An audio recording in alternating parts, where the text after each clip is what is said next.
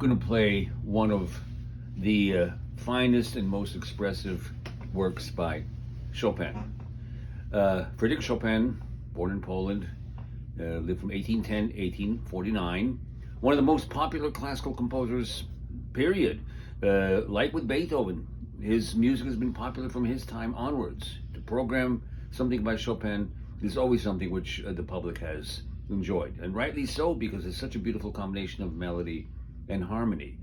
He was a rare composer in that he only chose one area to concentrate on, because, you know, most composers will write a variety of types of composition. They'll write chamber music, piano music, opera, symphonic music, but once in a while a composer picks one area, and that's what Chopin did. The piano was his whole world. Virtually everything by Chopin is piano music. There's no symphony by Chopin, there's no opera by him. It's all piano music. And it's music of very high quality too, which is something you can't say for every major composer. I mean, they have marvelous masterworks sometimes, and then there may be something else which is a little bit less inspired than other masterwork. But with Chopin, it's always been very, very even, whether it's a large work or a small work. And he was an innovator, pianistically, harmonically, and in the area of form. But whether it's a miniature or a large piece, it's stamped with his genius, if you want to call it that way. Music of very high quality. Most of his works are parts of groups or collections, although we perform them separately.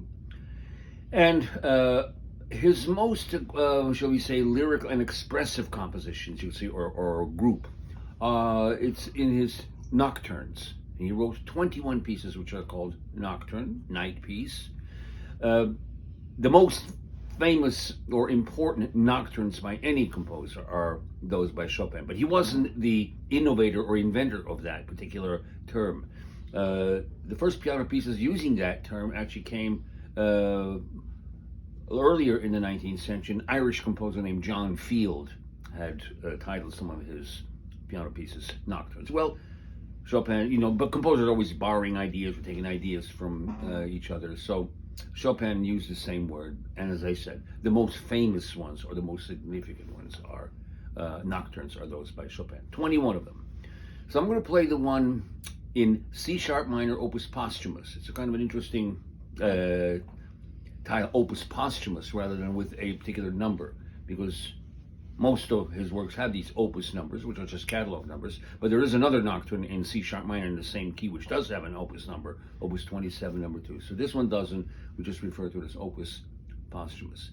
It has a very sad, intense poignancy to it, and you may recognize it as this was featured in that Adrian Brody film, The Pianist, if you've seen that, the story of the Polish-Jewish pianist Władysław Szpilman during the time of the Nazi invasion, and it's the first thing you hear in that movie, and it, you know, and at other points in the movie.